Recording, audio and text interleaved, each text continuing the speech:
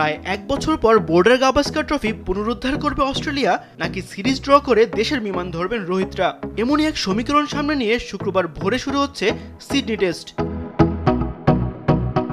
পার্থে প্রথম টেস্টটিতে সিরিজে এগিয়ে গিয়েছিল ভারত, তবে এডিলেড টেস্টটিতে সমতা আনে অজিরা। এরপর ব্রিসবেনে বৃষ্টিবিঘ্নিত তৃতীয় টেস্টে ড্র নিয়ে মাঠ ছাড়ে দুদল, আর সবশেষ মেলবোর্ন টেস্টটিতে সিরিজে এগিয়ে গেছে প্যাট কামিন্সের দল।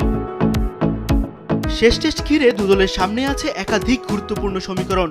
এই টেস্ট হারলেই বিশ্ব টেস্ট চ্যাম্পিয়নশিপের ফাইনাল খেলার স্বপ্ন ভেঙে চুরমার হবে ভারতীয়দের, জিততে টিকে থাকবে ক্ষীণ আশা। অন্যদিকে এই টেস্টে অস্ট্রেলিয়া জিতলে নিশ্চিত হবে বিশ্ব টেস্ট চ্যাম্পিয়নশিপের ফাইনাল, আর হারলে বর্ডার গাভাস্কার ট্রফি হাতছাড়া হওয়ার সাথে সাথে ফাইনালে খেলার জন্য অপেক্ষা করতে হবে ফেব্রুয়ারিতে শ্রীলঙ্কা সিরিজের জন্য।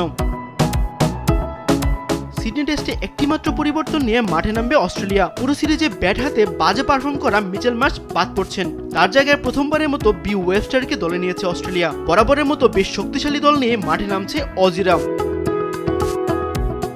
অন্যদিকে বেশ বাজে সময় যাচ্ছে ভারতের। শেষ টেস্টে হারের পর এবার ভারতীয় ড্রেসিং রুমে বিরোধের খবর প্রকাশ্যে এসেছে, যা বৃহস্পতিবার ম্যাচ পূর্ব সংবাদ সম্মেলনে স্বীকার করেছেন কোচ গৌতম গম্ভীরও। এই টেস্টে ভারতের অধিনায়ক রোহিত শর্মার খেলা নিয়ে তৈরি হয়েছে ধোঁয়াশা, এমনকি সংবাদ সম্মেলনে এ নিয়ে কিছু বলতে চাননি গৌতম গম্ভীরও।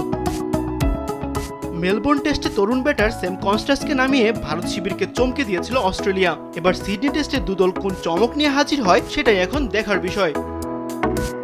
তাসবিহ শরণ, স্পোর্টস ডেস্ক, দেশ টিভি।